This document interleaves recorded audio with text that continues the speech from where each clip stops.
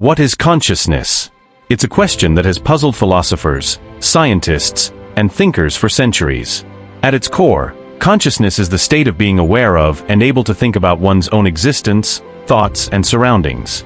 But what does it really mean to be conscious? In this video, we'll explore this profound question by diving into the historical, scientific, and philosophical perspectives on consciousness, and consider its implications for our daily lives. To understand consciousness, let's first look at how it has been viewed throughout history. In ancient times, philosophers like Plato and Aristotle were deeply concerned with the nature of the mind and self-awareness. They laid the groundwork for many of the discussions that would follow. Fast forward to the 17th century, and we find René Descartes with his famous assertion, "Cogito ergo sum, I think therefore I am."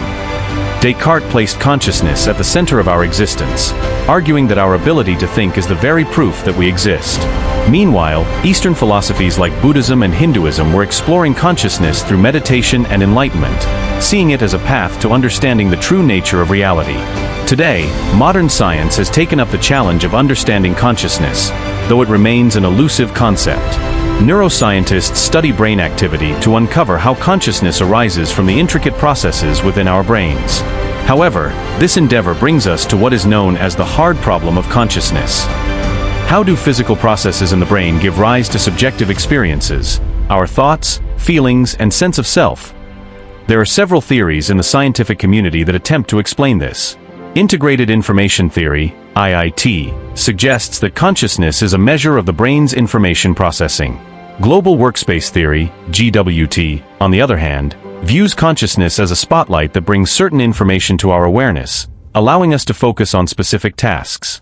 Then there's the idea that consciousness might be an emergent property, something that arises from the complexity of the brain's neural networks. But science isn't the only way to approach consciousness. The philosophical debate around the mind-body problem is equally fascinating.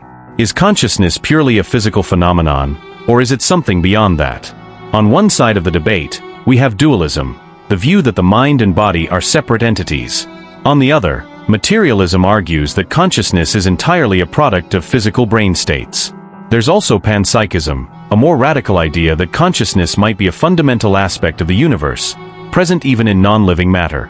Understanding consciousness isn't just a theoretical exercise, it has real implications for our lives.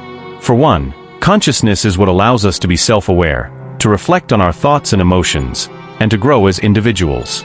It's central to personal development and understanding who we are. Then there's the question of artificial intelligence.